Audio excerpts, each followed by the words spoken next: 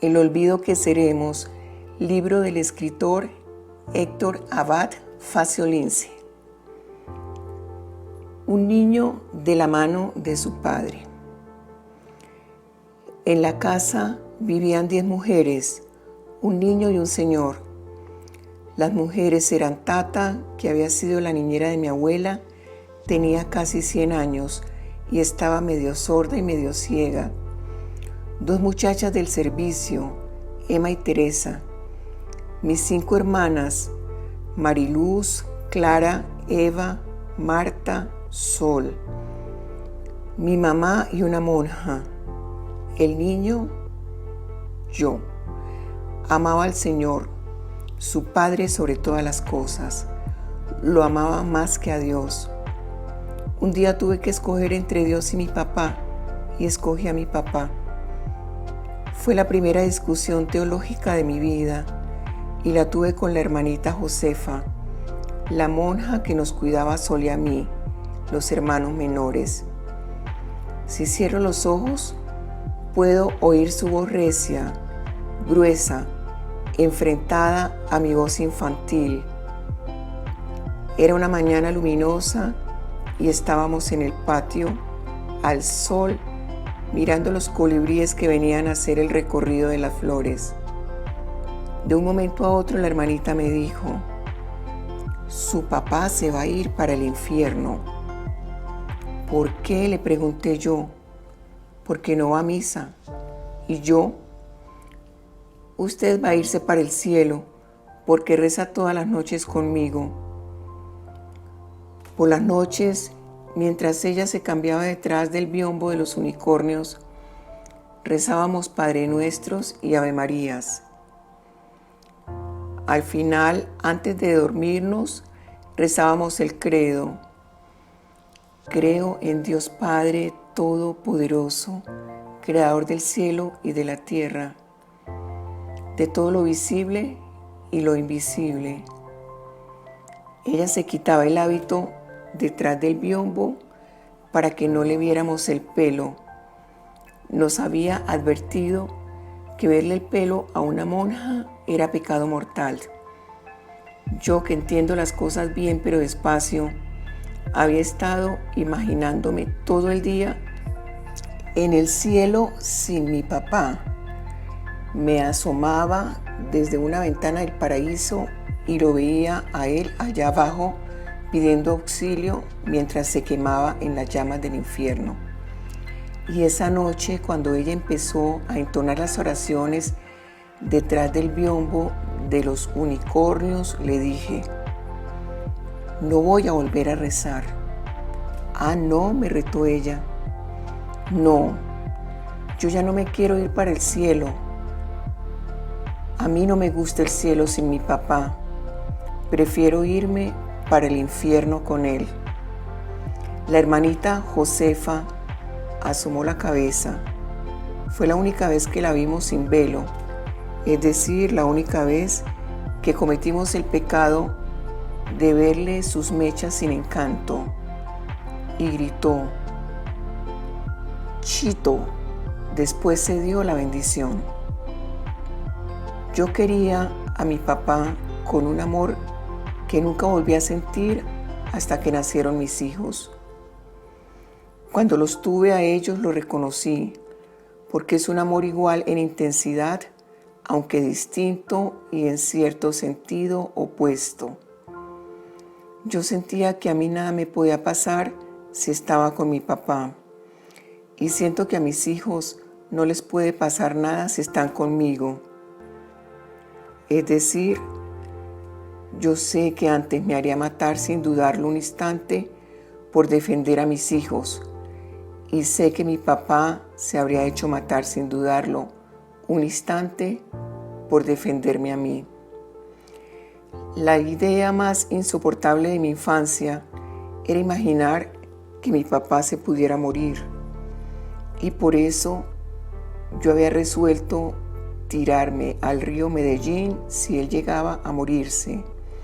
Y también sé que hay algo que sería mucho peor que mi muerte, la muerte de un hijo mío.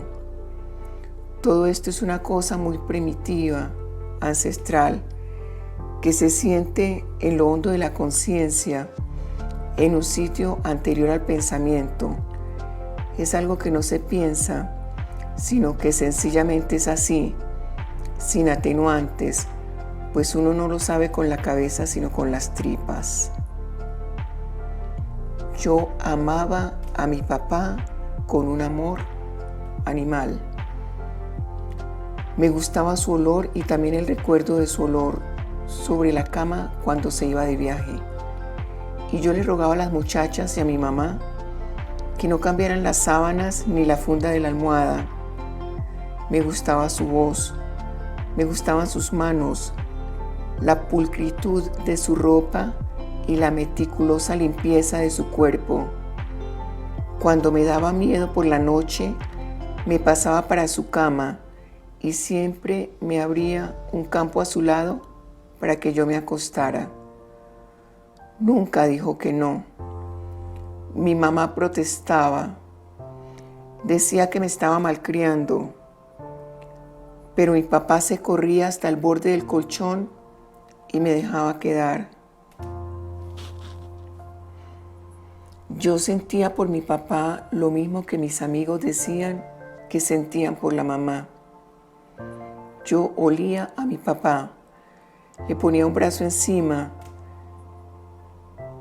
me metía el dedo del pulgar en la boca y me dormía profundo hasta que el ruido de los cascos de los caballos y las campanadas del carro de la leche anunciaban el amanecer.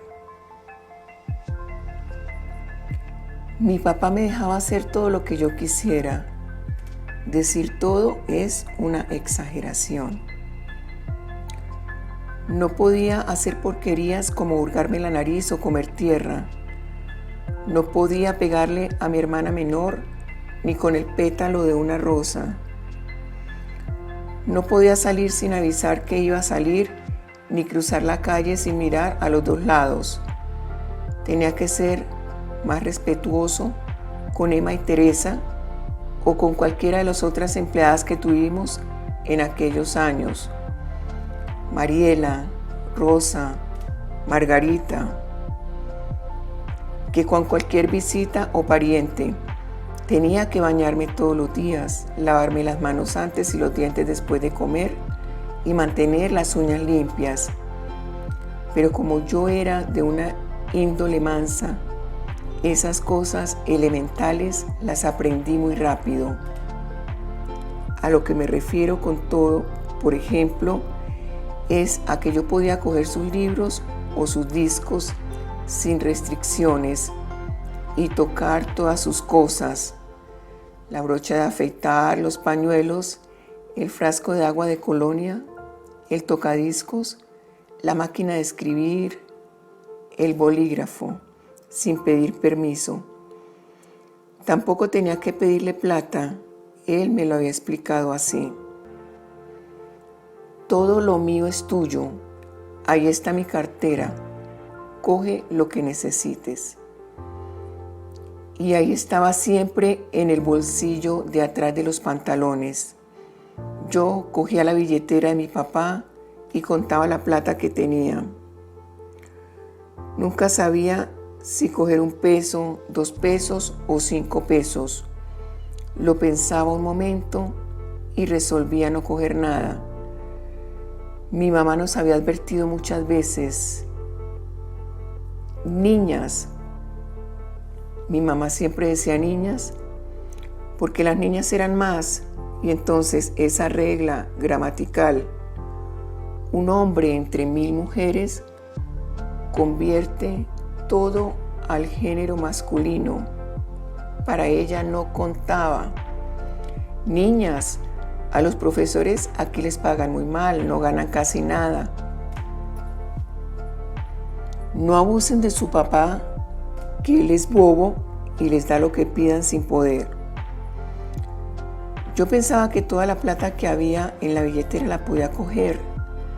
A veces, cuando estaba más llena, a principios de mes, cogía un billete de 20 pesos mientras mi papá hacía la siesta y me lo llevaba para el cuarto. Jugaba un rato con él, sabiendo que era mío, e iba comprando cosas en la imaginación.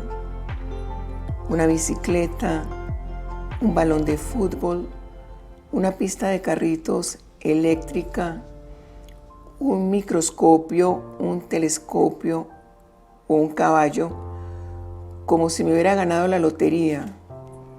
Pero después iba y lo volvía a poner en su sitio. Casi nunca había muchos billetes y a finales de mes a veces no había ni uno, ya que no éramos ricos, aunque lo pareciéramos, porque teníamos finca, carro, muchacha del servicio y hasta monja de compañía. Cuando nosotros le preguntábamos a mi mamá si éramos ricos o pobres, ella siempre contestaba lo mismo: niñas, ni lo uno ni lo otro, somos acomodados. Muchas veces mi papá me daba plata sin que se lo pidiera, y entonces yo no tenía reparo en recibirla.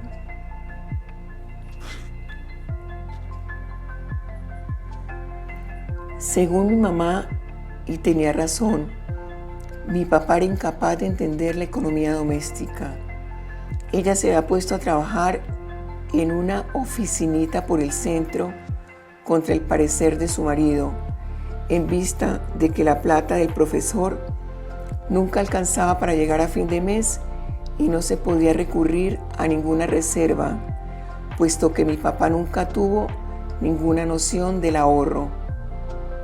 Cuando llegaban las cuentas de servicios o cuando mi mamá le decía que era necesario pagarle al albañil que había cogido unas goteras en el techo o al electricista que había arreglado un cortocircuito, mi papá se ponía de mal genio y se encerraba en la biblioteca a leer y a oír música clásica a todo volumen para calmarse.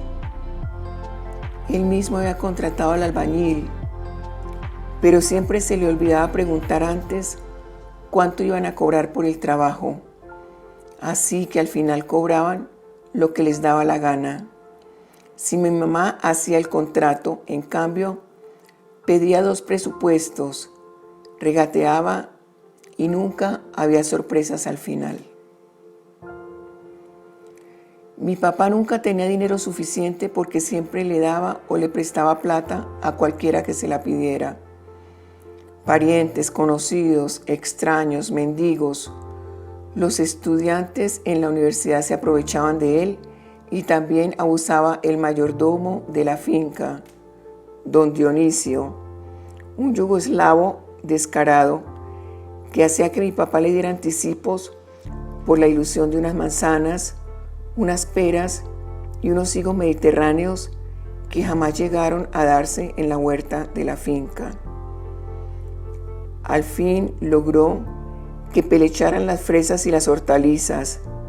Montó un negocio aparte en una tierra que compró con los anticipos de mi papá y progresó bastante. Entonces mi papá contrató de mayordomos a don Feliciano y a doña Rosa, los papás de Teresa, la muchacha que se estaban muriendo de hambre en un pueblo del nordeste, Amalfi.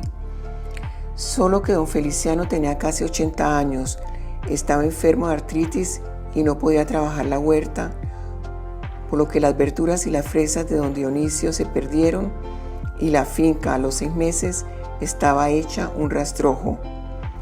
Pero no íbamos a dejar morir de hambre a doña Rosa y a don Feliciano. Por eso habría sido peor. Había que esperar a que se murieran de viejos para contratar a otros mayordomos. Y así fue.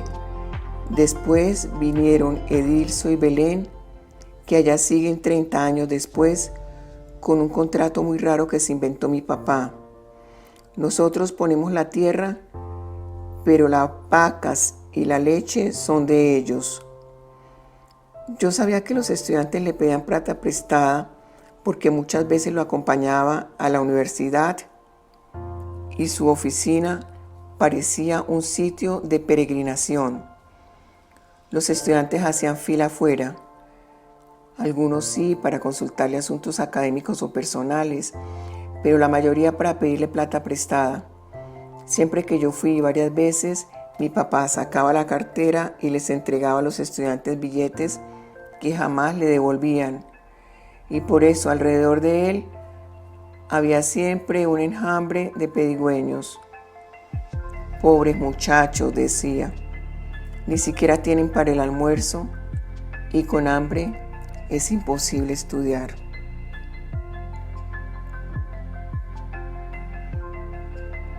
Antes de entrar al kinder, a mí no me gustaba quedarme todos los días en la casa con Sol y con la monja. Cuando se me acababan los juegos de niño solitario, fantasías en el suelo, con castillos y soldados, lo más entretenido que se les ocurría hacer a la hermanita Josefa fuera de rezar era salir al patio de la casa a mirar los colibríes que chupaban las flores o dar paseos por el barrio en el cochecito donde sentaba a mi hermana que se dormía en el acto y donde me llevaba a mí de pie sobre las varillas de atrás si me cansaba de caminar mientras la monja empujaba el coche por las aceras. Como esa rutina diaria me aburría, entonces yo le pedí a mi papá que me llevara a la oficina. Él trabajaba en la Facultad de Medicina, al lado del Hospital San Vicente de Paúl, en el Departamento de Salud Pública y Medicina Preventiva. Si no podía ir con él porque tenía mucho que hacer esa mañana, al menos me llevaba a dar una vuelta a la manzana en el carro. Me sentaba sobre las rodillas y yo manejaba la dirección, vigilado por él. Era un paquidermo viejo, grande, ruidoso, azul celeste, marca Plymouth, de caja automática que se recalentaba y empezaba a echar humo por delante a la primera loma que encontraba. Cuando podía, al menos una vez a la semana, mi papá me llevaba a la universidad. Al entrar pasábamos al lado del anfiteatro donde se dictaban las clases de anatomía y yo le rogaba que me mostrara los cadáveres. Él siempre me respondía, no, todavía no. Todas las semanas lo mismo. Papi, quiero conocer un muerto. No, todavía no. Una vez que él sabía que no había clases ni muerto, entramos al anfiteatro, que era muy antiguo, de esos con graderías alrededor para que los estudiantes pudieran ver bien la disección de los cadáveres. En el centro del salón había una mesa de mármol donde se ponía el protagonista de la clase, igual que en el cuadro de Rembrandt. Pero ese día el anfiteatro estaba vacío de cadáver, de estudiantes y de profesor de anatomía. En ese vacío, sin embargo, persistía un olor a muerte, como una impalpable presencia fantasmal que me hizo tener conciencia en ese mismo momento de que en el pecho me palpitaba el corazón. Mientras mi papá daba clase, yo le esperaba sentado en su escritorio y me ponía a dibujar o al frente de la máquina de escribir a fingir que escribía como él, con el dedo índice de las dos manos.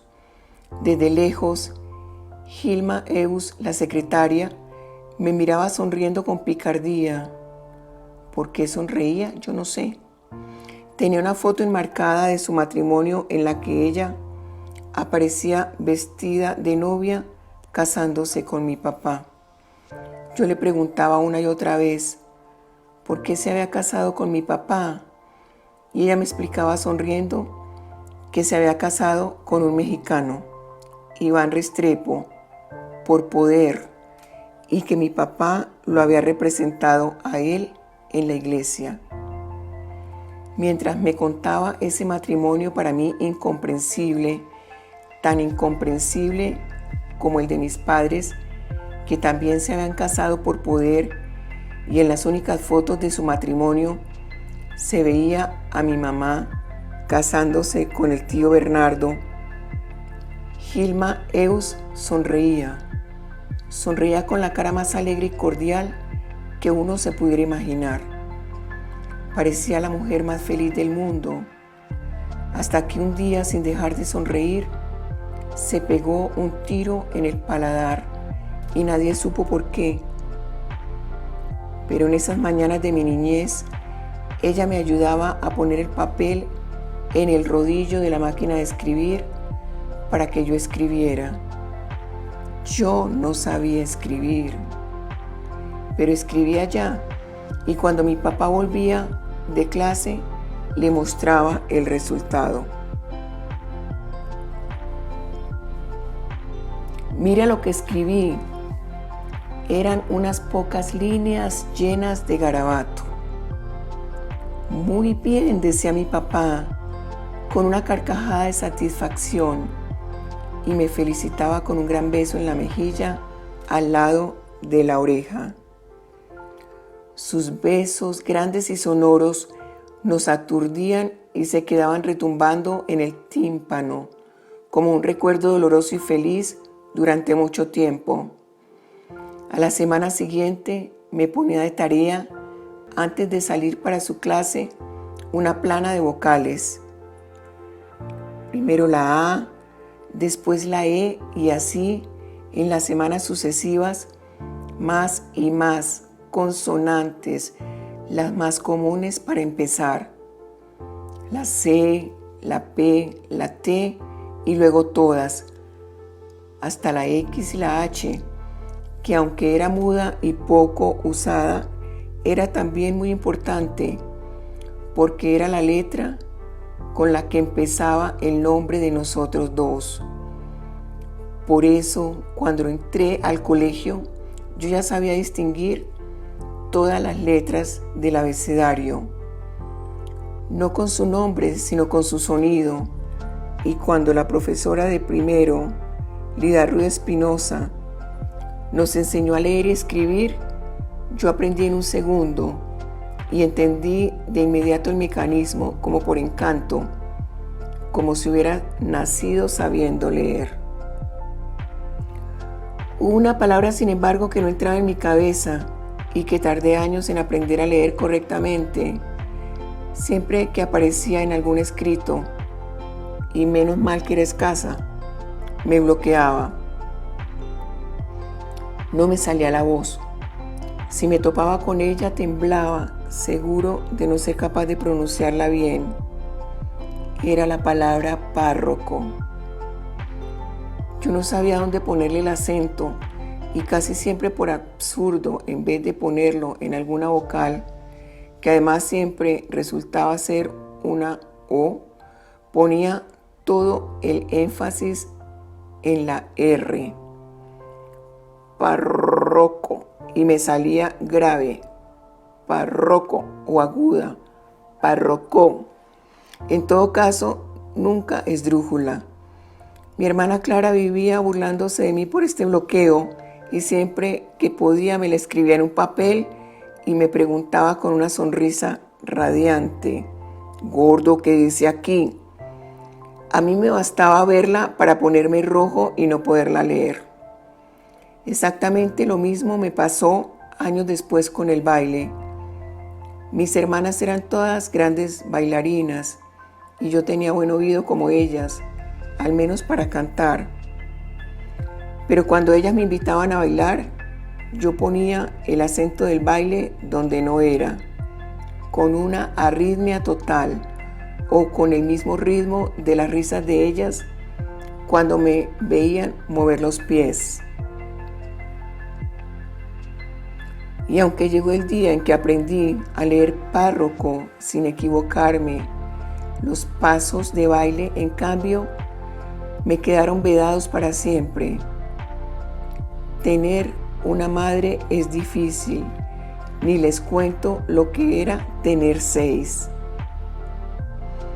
Creo que mi papá comprendió pronto que había una manera de impedirme hacer alguna cosa definitivamente: burlarse de mí.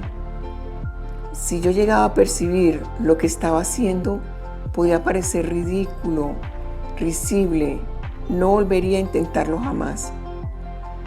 Tal vez por eso celebraba en mi escritura hasta los garabatos sin sentido y me enseñó muy despacio la manera en que las letras representaban los sonidos para que mis errores iniciales no produjeran risa. Yo aprendí gracias a su paciencia todo el abecedario, los números y los signos de puntuación en la máquina de escribir. Tal vez por eso un teclado, mucho más que un lápiz o un bolígrafo, es para mí la representación más fidedigna de la escritura. Esa manera de ir hundiendo sonidos como en un piano para convertir las ideas en letras y en palabras me pareció desde el principio y me sigue pareciendo una de las magias más extraordinarias del mundo. Además, con esa pasmosa habilidad lingüística que tienen las mujeres, mis hermanas nunca me dejaban hablar. Apenas yo abría la boca para intentar decir algo, ellas ya lo habían dicho más largo y mucho mejor, con más gracia y más inteligencia. Creo que tuve que aprender a escribir para poder comunicarme de vez en cuando, y desde muy pequeño le mandaba cartas a mi papá que las celebraba como si fueran epístolas de Séneca u obras maestras de la literatura. Cuando me doy cuenta de lo limitado que es mi talento para escribir, casi nunca consigo que las palabras suenen tan nítidas como están las ideas en el pensamiento. Lo que hago me parece un balbuceo pobre y torpe al lado de lo que hubieran podido decir mis hermanas. Recuerdo la confianza que mi papá tenía en mí. Entonces levanto los hombros y sigo adelante. Si a él le gustaban hasta mis renglones de garabatos, ¿qué importa si lo que escribo no acaba de satisfacerme a mí? Creo que el único motivo por el que he sido capaz de seguir escribiendo todos estos años y de entregar mis escritos a la imprenta es porque sé que mi papá hubiera gozado más que nadie al leer todas estas páginas mías que no alcanzó a leer, que no leerá nunca. Es una de las paradojas más tristes de mi vida. Casi todo lo que he escrito, lo he escrito para alguien que no puede leerme. Y este mismo libro no es otra cosa que la carta a una sombra.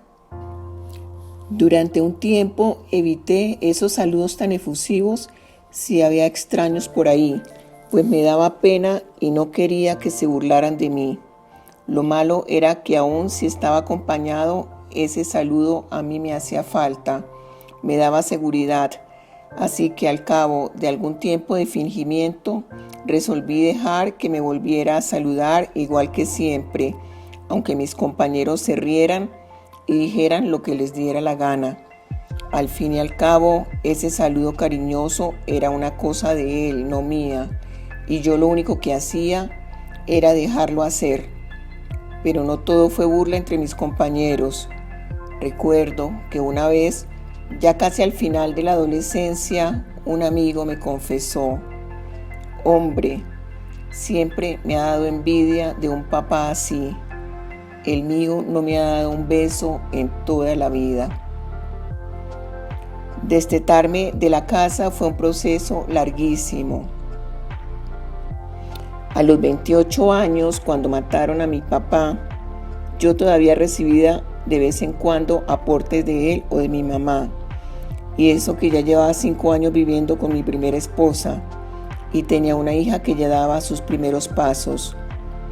Cuando a los 23 años me fui detrás de mi novia italiana, Bárbara, a estudiar a Turín, le escribí a mi papá una carta, preocupado por el hecho de que todavía tuviera que mantenerme.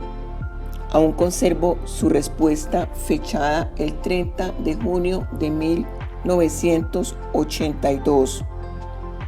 Yo me había ido para Europa 15 días antes. La carta dice así: «Tu preocupación por la dependencia económica prolongada me recordó mis clases de antropología, en donde he aprendido que mientras más avanzada es una especie animal, más largo es su periodo de niñez y adolescencia. Y creo que nuestra especie familiar es bastante avanzada en todo sentido. Yo también dependía hasta los 20 años, pero nunca tuve preocupación por ello. Para hablarte francamente, puedes estar seguro de que mientras continúes estudiando y trabajando como tú lo haces, para nosotros tu dependencia no será una carga, sino una agradabilísima obligación que asumimos con muchísimo gusto y orgullo. El abuelito resoplaba indignado y me decía una verdad que tengo que aceptar y que toda la vida ha sido uno de mis peores defectos, mal agradecido. Pero mi papá no le daba la razón, sino que soltaba una carcajada feliz. Me cogía de la mano y nos íbamos muy contentos para la casa a leer en la biblioteca o me llevaba a El Múltiple a comer un helado de vainilla con pasas para que se te olvide el sabor de la mazamorra. Después, al llegar a casa, les contaba a mis hermanos mi gesto con el abuelito y movía la mano tiesa de un lado a otro, riéndose a carcajadas de la cara de indignación que había puesto don Antonio. En mi casa nunca me obligaron a comerme nada y hoy en día como de todo menos mazamorra. Quizás el artículo más importante que se publicó en el U235 fue uno que apareció en el primer número del periódico.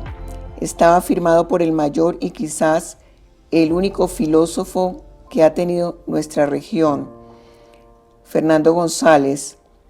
Mi papá contaba que desde muy joven había leído a pensadores de otra parte y que escondía sus libros debajo del colchón de la cama, pues una vez que mi abuela lo había visto leyéndolos, se los había tirado a la basura. Él mismo había estado en Envigado pidiéndole al maestro que le escribiera un artículo sobre la profesión médica para el primer número del periódico. González no se negó y creo que las recomendaciones que les hizo a los médicos en esa ocasión se grabaron en la memoria de mi papá como con tinta indeleble. Lo que Fernando González recomienda ahí fue lo que mi papá intentó practicar y practicó el resto de su vida. El médico, profesor, tiene que estar por ahí en los caminos, observando, viendo, oyendo, tocando, bregando por curar con la rastra de aprendices que le dan el nombre de los nombres. Maestro. Sí, doctorcitos. No es para ser lindos y pasar cuentas grandes y vender píldoras de jalea. Es para mandarlos a todas partes a curar, inventar y, en una palabra, servir. Y no solo algunos médicos lo odiaban. En general, su manera de trabajar no era bien vista en la ciudad.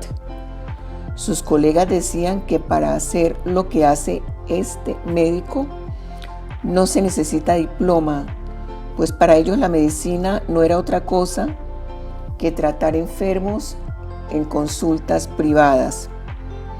A los más ricos les parecía que con su manía de la igualdad y la conciencia social estaba organizando a los pobres para que hicieran la revolución. Cuando iba a las veredas y hablaba con los campesinos para que hicieran obras por acción comunal, les hablaba demasiado de derechos y muy poco de deberes, decían sus críticos de la ciudad. Cuando mi mamá oyó por radio el comunicado en la hora católica, empezó a temblar. Con una mezcla de rabia y de temor. De inmediato cogió el teléfono para llamar a su tío, para preguntarle por qué había firmado ese ataque tan duro e injusto contra su marido. Tío Joaquín no tenía ni la más remota idea de lo que había firmado. aunque nunca estaba de acuerdo con lo que mi papá decía o escribía, pues él era un obispo de los chapados a la antigua y muy intransigente en todas las materias. Prohibía películas porque se veía un tobillo y vetaba, so pena de excomunión, la visita a la ciudad de actrices y cantantes. No iba a cometer la impertinencia de amonestar en público a alguien que bien mirado podía ser su yerno. Mi mamá y la madre Berenice eran buenas amigas. Se decía que la madre hacía milagros.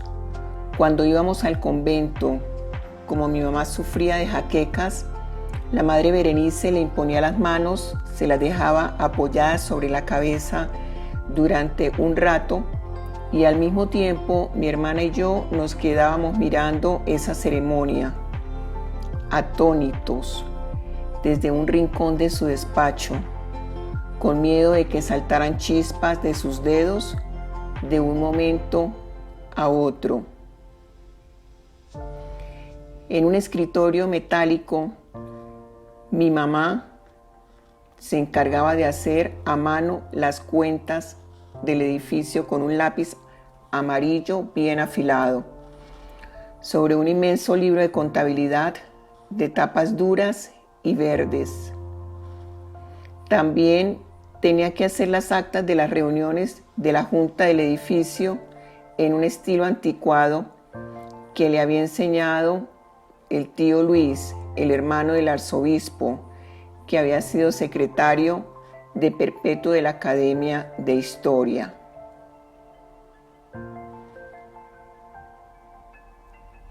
El propósito de la gran misión era extender el culto de la Virgen de Fátima por América Latina y recordar a las masas la bondad de la resignación cristiana, pues al fin y al cabo Dios premiaría a los bienaventurados pobres en el más allá, por lo que no era urgente perseguir el bienestar en el más acá.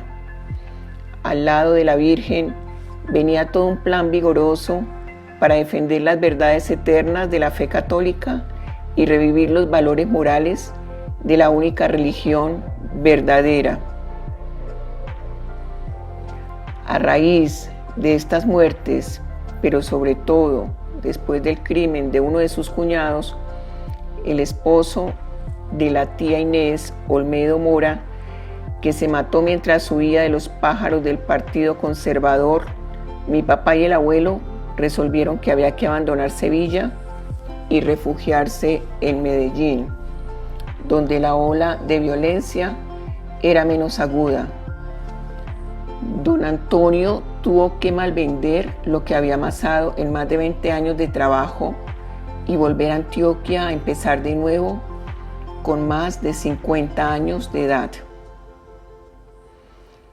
Al atardecer, luego de esos interminables y aburridos días de colegio con profesores mediocres, salvo un par de excepciones, yo volvía después de un larguísimo recorrido en el bus desde Sabaneta hasta Laureles, en extremos opuestos del Valle de Aburrá, al universo femenino de mi casa lleno de mujeres.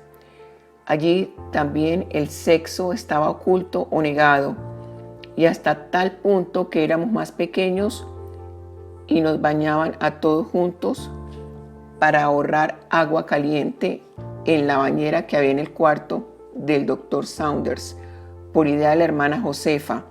A mis hermanas les permitían desnudarse y mostrar sus curiosas rajaduras en forma de ranura de alcancía entre las piernas, pero a mí no se me permitía quitarme los calzoncillos por esa rara trinidad única en la familia que me brotaba en la mitad del cuerpo. Una tarde, después de pedir cita con el rector, fuimos juntos allá para solicitar un cupo. Recuerdo que el rector, el padre Hoyos, después de obligarnos a una antesala mucho más larga de lo necesario, pues era evidente que estaba solo, como acostumbran a hacer los gerentes de todas las compañías, Nos acogió con una frialdad y una distancia que imponía un respeto reverencial. Nos recibió ya de pie, como aquel personaje del Gato Pardo, y sin ningún preámbulo.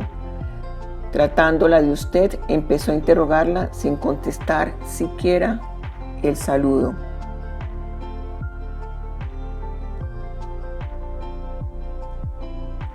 Así fue como terminé estudiando en el Gimnasio Los Alcázares, establecimiento asesorado espiritualmente por el Opus Dei, así decían, donde me recibieron de inmediato gracias a la influencia de mi tío Javier, cura de la obra, y pasando por alto esta vez la ideología perniciosa de mi papá. Para mí ese colegio tenía una ventaja adicional, y era que 2 primos míos estudiaban allá, Jaime Andrés y Bernardo, ambos de mi misma edad, y eso me hacía confiar en que sería más fácil la experiencia de nuevo, que implicaba siempre un peaje de tormentos y burlas en cualquier colegio.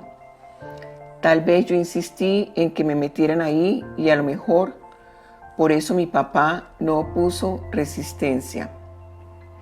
Para esquivar el temporal como los aviadores que rodean un cumulus nimbus en forma de yunque y retornan un poco más adelante a la ruta establecida, rodeando la tormenta, mi papá, que en los primeros años de su experiencia como médico había trabajado en Washington, Lima, México, como consultor de la Organización Mundial de la Salud, pudo conseguir algunas consultorías médicas internacionales, primero en Indonesia y Singapur, después en Malasia y Filipinas, y para hacerlas pidió varias licencias. Las directivas de la universidad, felices de deshacerse, así fuera temporalmente, del dolor de cabeza personificado en ese médico revoltoso, se las concedieron de inmediato. El problema era que cuando él se ausentaba durante meses, yo caía indefenso en el oscuro catolicismo de la familia de mi mamá. Me tocaba ir muchas tardes a la casa de la abuelita Victoria, que se llamaba así porque había venido al mundo después de una sarta de 6 hermanos en Bucaramanga, y cuando al final había nacido el 7º y último hijo, una mujer, mi bisabuelo Joaquín, profesor de castellano y autor de crónicas amenas, había gritado: «Al fin, Victoria», y Victoria se quedó la niña. Recuerdo cuando mi papá volvía después de esos, de los que eran para mí viajes de años en Indonesia o Filipinas. Después supe que en total habrían sido 15 o 20 meses de orfandad, repartida en varias etapas. La honda sensación que tenía en el aeropuerto antes de volverlo a ver era una sensación de miedo mezclada con euforia. Era como la agitación que se siente antes de ver el mar, cuando uno huele en el aire que está cerca y hasta oye los rugidos de las olas a lo lejos, pero no lo vislumbra todavía, solo lo intuye, lo presiente y lo imagina.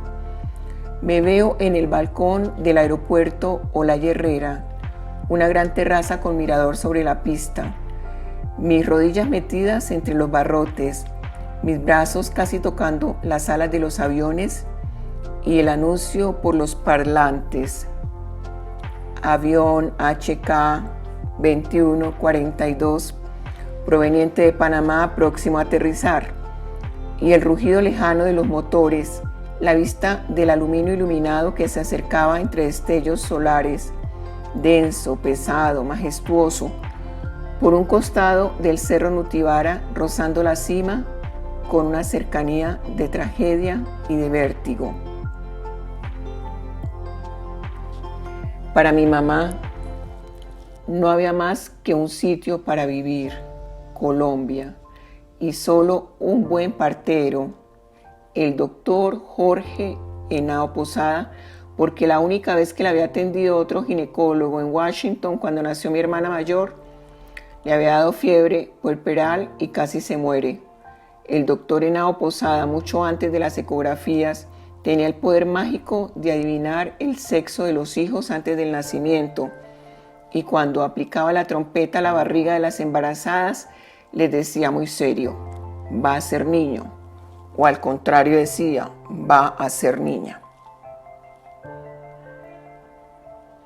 Sin decirme una sola palabra, sin obligarme a leer y sin echarme el sermón de Lozana para el espíritu que puede hacer la música clásica, yo entendí solo mirándolo, viendo en él los efectos benéficos de la música y de la lectura, que en la vida todos podamos recibir un gran regalo, no muy caro y más o menos al alcance de la mano: los libros y los discos. Ese señor oscuro y malhumorado que había llegado de la calle con la cabeza cargada de las malas influencias y las tragedias y las injusticias de la realidad, había recuperado su mejor semblante y la alegría de las manos de los buenos poetas, de los grandes pensadores y de los grandes músicos. Para no caer en la nostalgia dulzona ni en el resentimiento que todo lo tiñe de desolación, basta decir que en Cartagena pasábamos un mes entero de felicidad, y yo a veces hasta mes y medio o más haciendo paseos en la lancha del tío Rafa, que se llamaba La Fiorella, en la cual nos llevaban hasta Boca Chica a recoger conchitas y a comer pescado frito con patacón y yuca, y a las Islas del Rosario, donde probé la langosta, o a la playa de Boca Grande y a la piscina del Hotel Caribe a pie, hasta quedar bronceados con un dulce dolor de leve quemadura que al cabo de unos días se descascaraban y se volvían pecosos para siempre, o a jugar fútbol con mis primos en el parquecito que había frente a la iglesia de Boca Grande, o tenis en el Club Cartagena, o ping-pong en la casa de ellos, o haciendo carreras de bicicleta, o duchándonos en los aguaceros sin nombre de la costa, o aprovechando la lluvia y el sopor de la siesta para leer la obra completa de Agatha Christie o los novelones fascinantes de Ayn Rand. Recuerdo que para mí las hazañas del arquitecto protagonista del Manantial se confundía con las de mi tío Rafael Cepeda, o las sagas interminables de Pearl S. Bach en una de las hamacas frescas que se ponían a la sombra en la terraza de la casa, con vista al mar, bebiendo cola román, comiendo empanadas chinas los domingos, arroz con coco y pargo rojo los lunes, kibs sirio libaneses los miércoles, punta de anca los viernes y lo mejor arepehuevos los sábados por la mañana, recién traídas y humeantes de un pueblo cercano, Turbaco, donde tenían la mejor receta. Yo me vestí muy feliz, como si fuera un programa alegre, pues desde hacía mucho le había pedido que me introdujera en ese mundo de lo que ya no existe. No fuimos solos, y desde que entramos a la morgue del Pedregal, al lado del Cementerio Universal, la cosa no me gustó. La sala estaba llena de cadáveres, pero yo no quise fijar la vista en ninguno de ellos, fuera de que la mayoría estaban cubiertos con sábanas. Olía a sangre y a carnicería, y a formol, y a podrido. Mi papá me llevó de la mano hasta donde el forense le indicaba que estaba el cuerpo del muchacho que podía ser John.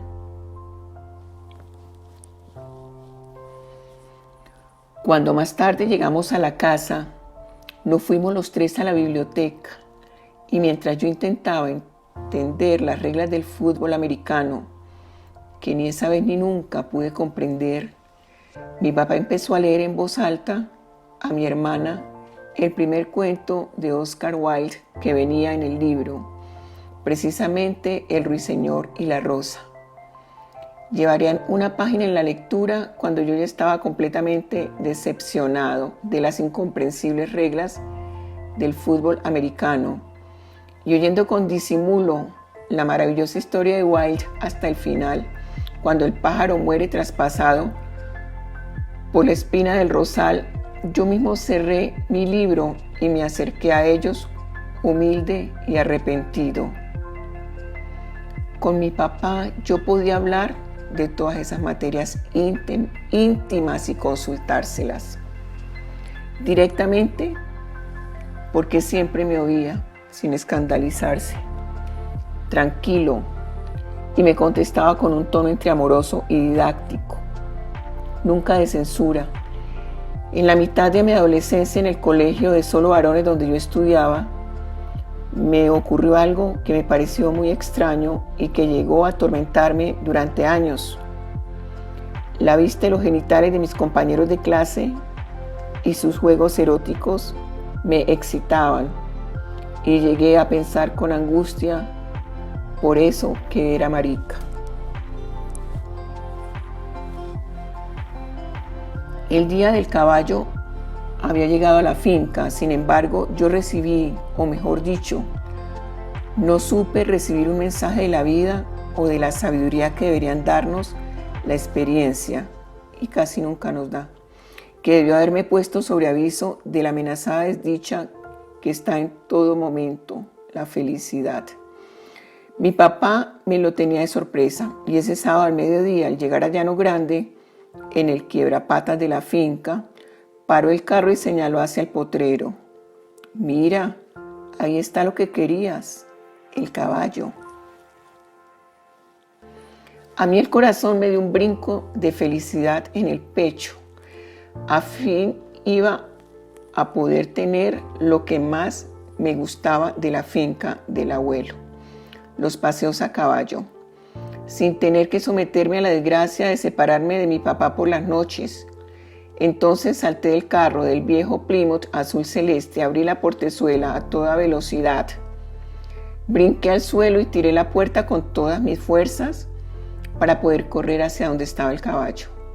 Me precipité tanto que dejé 2 dedos expuestos y yo mismo me los machuqué con la puerta. Sentí un dolor lacerante. La alegría y el gozo se convirtieron en una horrible tortura. Una uña saltó y los dedos se pusieron morados de sangre. La risa de alegría se mezcló con el llanto y solo pude ir a conocer al amigo un buen rato después con los dedos metidos en un platón con hielo para bajar el dolor y la hinchazón. Marta Cecilia para mi mamá, Taché para mi papá.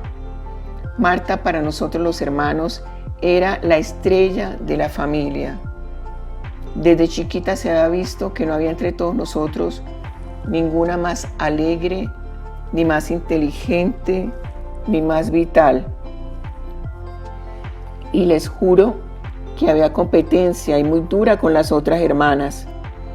Empezó a los 5 años tocando violín e iba de tarde en tarde al conservatorio, donde un profesor checo, Josef Maxa, un extraordinario violinista que había llegado a hacer conciertos de la ópera de Friburgo, quien decía que llevaba años sin ver tanto talento como el que veía en Marta. En Washington estaba en el hospital que más había experimentado con nuevos tratamientos contra el cáncer tenebroso, el melanoma. Mi papá y mi mamá vendieron cosas, el carro de mi papá y la primera oficina que mi mamá había comprado en el edificio La Ceiba, con sus ahorros de años para poder disponer de fondos para el tratamiento.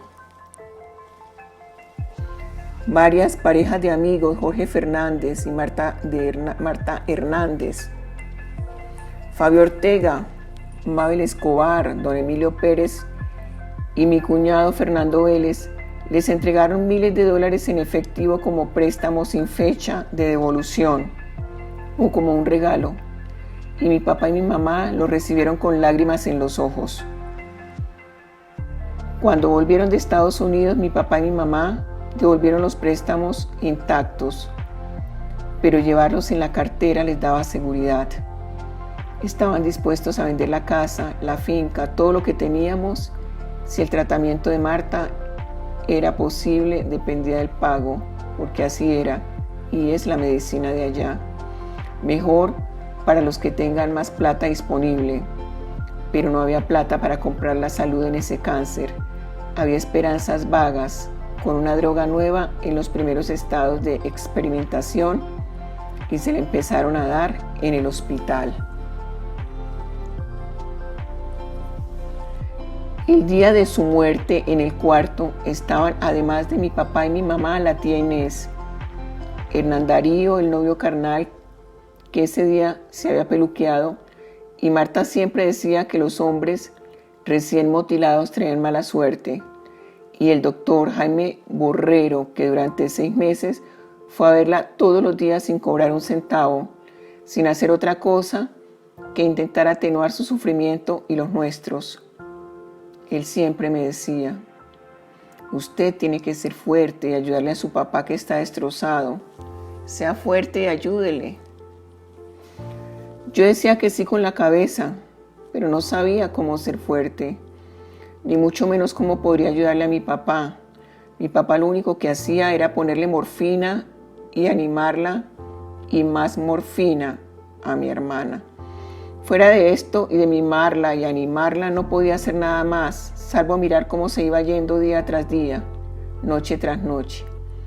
La droga le daba una sonrisa de serenidad en la cara de mi hermana, pero cada día necesitaba más y más para estar bien por algunas horas. Ya no había partes de su cuerpo sin chuzones.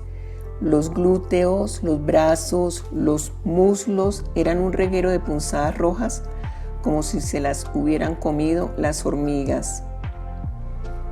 El presente y el pasado de mi familia se partieron ahí con la devastadora muerte de Marta, y el futuro ya no volvería a ser el mismo para ninguno de nosotros.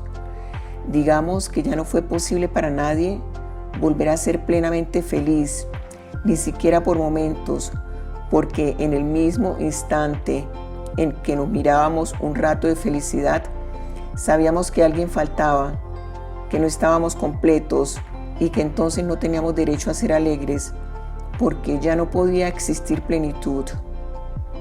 Hasta en el límpido cielo del verano habrá siempre en alguna parte del horizonte para nosotros una nube negra. 15 años más tarde, en la misma iglesia de Santa Teresita, nos tocó asistir a otro entierro tumultuoso. Era el 26 de agosto y la tarde anterior habían matado a mi papá. Lo velamos primero en la casa de mi hermana mayor, Mariluz, la última parte de la noche, después de que en aquella morgue de mi infancia, la misma donde me había llevado a conocer un muerto, como si quisiera prepararme para el futuro, ya en la madrugada nos entregaron el cadáver.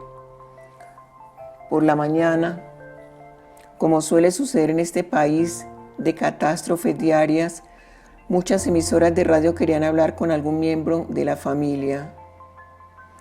La única que tuvo suficiente serenidad para hacerlo fue mi hermana mayor.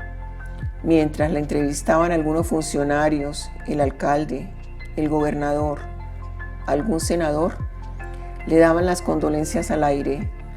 Después pusieron en directo también al arzobispo de Medellín, Monseñor Alfonso López Trujillo. Este le dijo a mi hermana cuánto lamentaba esta desgracia y le recomendó resignación cristiana. Mi hermana, que es muy católica, se lo agradeció en directo. La primera lucha que emprendió después de la muerte de Marta fue con la Asociación de Profesores de la Universidad de Antioquia, de la cual era presidente y desde la cual lideró un paro de profesores apoyado por los estudiantes en defensa de su categoría y contra un rector astuto y reaccionario, Luis Fernando Duque, viejo alumno de mi papá en su misma especialidad, salud pública, y por un tiempo supuesto amigo suyo, pero luego el enemigo acérrimo y contrincante hasta el límite del odio.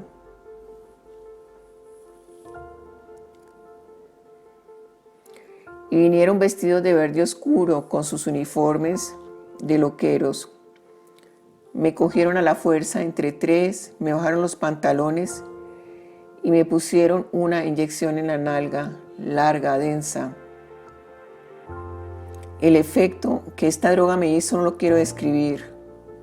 Veía a doña Betsabé, veía su sangre, veía mis manos ensangrentadas, veía sus huesos triturados, veía mi locura, todas las imágenes al mismo tiempo, sin poder concentrarme en nada, la memoria invadida de recuerdos inconexos, de imágenes terribles, que no duraban nada porque otra llegaba a sucederla. No sé cuánto tiempo duró. Creo que me dormí. Por la mañana al despertarme me dije, tengo que ser un paciente ejemplar. Voy a estar muy tranquilo y tengo que intentar que me dejen llamar.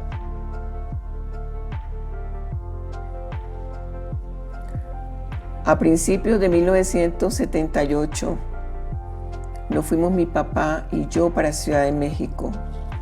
El presidente López Miquelsen, por solicitud de la embajadora María Elena de Crobo, había nombrado a mi papá consejero cultural en la Embajada de México. Yo acababa de cumplir 19 años y era la primera vez que tenía pasaporte, un pasaporte oficial, y la primera vez que salía del país. Por primera vez tomé un vuelo internacional, por primera vez me dieron una bandejita con comida caliente en un avión. Todo me parecía grande, importante, maravilloso. Y el viaje de 5 horas me pareció una hazaña. En el Distrito Federal llegamos a vivir al principio en una colonia Roma donde nos tendían la cama y nos lavaban la ropa.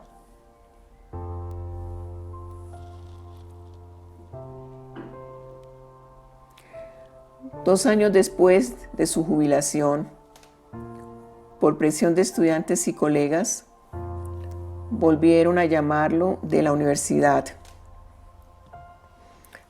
aunque solo para dictar algunos seminarios, y él aceptó el encargo con la condición de que pudiera hacer la mayoría de las clases, como siempre había soñado fuera de las aulas. Mi hermana menor, Sol, que en esos años había empezado también a estudiar medicina en una universidad privada, recuerda que mi papá le invitó a ella y a todos sus compañeros a hacer unos cursos de poliatría en la cárcel de Bellavista. Cometió estupideces como todos los hemos cometido. Se metió en movimientos absurdos. Lo engañaron por ingenuo. A veces sirvió de altavoz para intereses ajenos que supieron manipular mediante el halago. Cuando se daba cuenta de que lo habían utilizado, repetía siempre la misma frase cómica y desengañada. Es que a mí la inteligencia no me ha servido sino para ser bruto. Se avergonzaba, por ejemplo, de haber hecho meter a un cuñado de mi hermana mayor, Mariluz, que una noche decía que estaba siendo perseguido por mafiosos. A mi papá, en los años 70, no le cabía en la cabeza que pudiera haber mafiosos en Medellín, mucho menos lo que decía ese muchacho J. Vélez, que repetía como loco que los mafiosos matan gente, amenazan personas, exportan cocaína y marihuana, compraban mujeres en los barrios, pagaban sicarios y matones. Unos días después del crimen, a mí me tocó ir a la morgue a reclamar la ropa de mi papá. Me las entregaron en una bolsa de plástico y las llevé a su oficina en la Carrera Chile. Desenvolví todo en el patio, el vestido ensangrentado, la camisa manchada de sangre con los rotos de las balas, la corbata, los zapatos. Miré bien, era una bala. Los jueces no se habían tomado siquiera la molestia de revisar su ropa. Al día siguiente llevé esa bala al juzgado, aunque sabía que tampoco serviría de nada, y como olía mal, quemé toda su ropa, menos la camisa, que dejé que se secara al sol con sus terribles manchas de sangre oscura.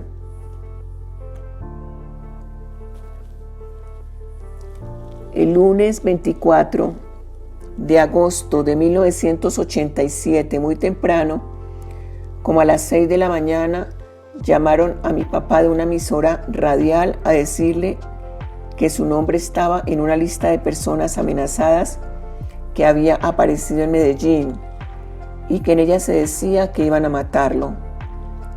Le leyeron el párrafo pertinente. Héctor Abad Gómez, presidente del Comité de Derechos Humanos en Antioquia, médico auxiliar de guerrilleros, falso demócrata, peligroso por simpatía popular para elecciones de alcaldes en Medellín, idiota útil del PCC-UP. A mi papá lo entrevistaban al aire y él pidió que le leyeran algunos nombres de la lista.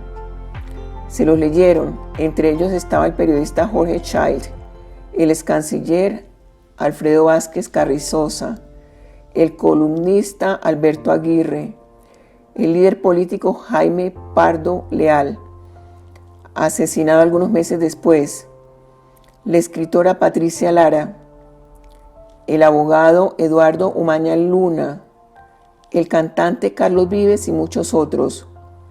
Mi papá lo único que dijo fue que se sentía honrado de estar en compañía de personas tan buenas y tan importantes y que hacían tantas cosas en beneficio del país.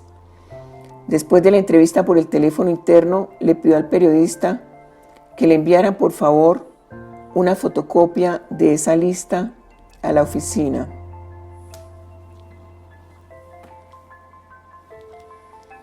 En ese momento, mi papá era el precandidato a la alcaldía de Medellín por el Partido Liberal. Ese año sería la primera vez en Colombia que se elegiría a los alcaldes por sufragio directo. Y el jueves mi papá tenía un almuerzo en la finca de Río Negro con el doctor Germán Sea Hernández, que venía de Bogotá a intentar que los candidatos liberales se pusieran de acuerdo en un solo nombre. Bernardo Guerra, el presidente del directorio liberal, se oponía a que fuera mi papá, que era el más opcionado, e incluso se negó a asistir al almuerzo del jueves en la finca, al que irían todos los precandidatos liberales. Mi mamá desde el martes estaba cocinando y haciendo los preparativos para ese almuerzo. Lo que pasó después yo no lo vi, pero lo puedo reconstruir por lo que me contaron algunos testigos o por lo que leí en el expediente 309 del Juzgado Primero de la Instrucción Criminal Ambulante por el delito de homicidio y lesiones personales, abierto el 26 de agosto de 1987 y archivado pocos años después, sin sindicados ni detenidos. Son claridad alguna, sin ningún resultado. Esta investigación leída ahora, casi 20 años después, más parece un ejercicio de encubrimiento y de intento cómplice para favorecer la impunidad que una investigación seria. Con decir que a un mes de abierto el caso, le dieron vacaciones a la jueza encargada y que pusieron funcionarios venidos de Bogotá a vigilar de cerca la investigación, es decir, a evitar que se investigara seriamente.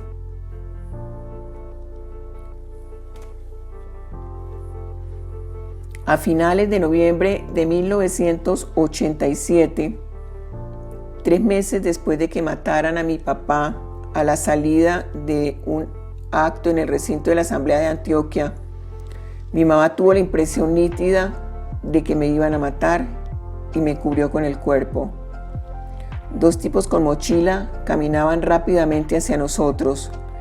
Ella se interpuso y se quedó quieta, mirándolos a los ojos. Los tipos se desviaron. Yo no sé si querían hacer algo, pero a los 2 se nos enfrió la sangre. Esa noche, en el acto de reconstrucción del Comité para la Defensa de los Derechos Humanos de Antioquia, hablamos 4 personas: el nuevo presidente, el abogado y teólogo Luis Fernando Vélez, profesor de la universidad, activista del Partido Conservador. Este era un hombre bueno que había publicado libros de antropología sobre mitos de los indios catíos. Ni entendía ni soportaba que hubieran matado a su colega en la Asociación de Profesores Héctor Abad Gómez y quería recoger su bandera. Conservo todavía el discurso del profesor Vélez que dice así en uno de sus párrafos: los portaestandartes de la digna empresa de los derechos humanos en Antioquia encontraron el martirio. Hoy los sobrevivientes de esa primera meta estamos recogiendo como un fervoroso homenaje a la memoria de los caídos la bandera purificada por su sangre.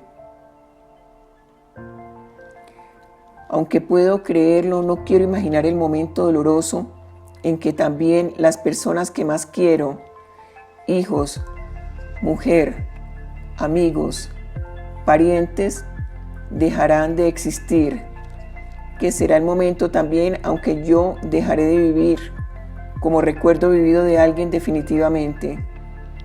Mi padre tampoco supo ni quiso saber cuándo moriría yo. Lo que sí sabía, y ese quizás es otro de nuestros frágiles consuelos, es que yo iba a recordar siempre y que lucharía por rescatarlo del olvido, al menos por unos cuantos años más, que no sé cuánto duren, con el poder evocador de las palabras. Libro escrito por Héctor Abad Faciolince. Nació en Medellín en 1958. Escritor, editor, crítico literario y periodista. Este resumen del libro fue tomado de la página web taringa.net. Para concluir, Abad Faciolince relata en El olvido que seremos el crimen que se cometió en contra de su progenitor Héctor Abad Gómez para el año 1987 en Medellín, Colombia. En este libro se detalla la gran tristeza que dejó la partida de Abad Gómez en todos sus seres queridos.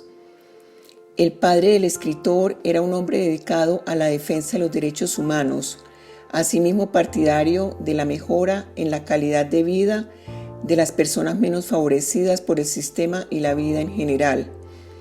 En este libro se señala explícitamente la relación que el autor mantenía con su padre, la cual era muy enternecedora y emocionante por la profundidad de cariño que los acoplaba desde el nacimiento de Abad Faciolince. Este libro es un reflejo de cómo el padre del autor crió a sus hermanos y a él bajo los valores del respeto y la tolerancia en todo momento.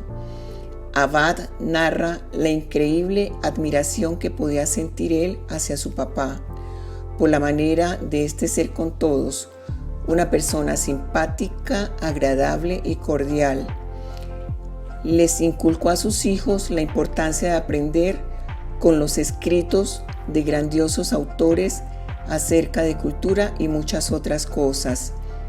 Igualmente defendió al punto obsesivo la lucha que se ejercía en aquel tiempo por la convulsiva Colombia de la etapa que transcurrió en los 80, un periodo nefasto en el país por estar lleno de asesinatos innecesarios, por listas negras que surgían a raíz de los conocidos molestadores. Desde el inicio, con el relato, se alcanza a aprender un pensamiento latente relacionado directamente con el tema de la crianza que se les da a los chicos. En este se muestra cómo se debería dar énfasis en la educación basada en valores como el amor, la tolerancia, el respeto, la parte cariñosa que no debe hacer falta y especialmente la confianza plena que le otorgues al hijo. Todo esto invita a realizar una auténtica reflexión que permanece en tu cabeza y te hace cambiar de opinión acerca de muchas situaciones. Es una historia sin duda que toca el alma porque fue escrita con mucho sentimentalismo y narra la parte triste. Está impregnada de la tristeza que se vive cuando inadecuadamente parte un ser amado de la familia. Esta es una novela interesante de leer, compuesta por el soneto magnífico de Borges que le dio incluso inspiración al escritor, partiendo de este para colocarle el título a uno de los libros más importantes de toda su carrera literaria. Borges señala: ya somos el olvido que seremos, el polvo elemental que nos ignora.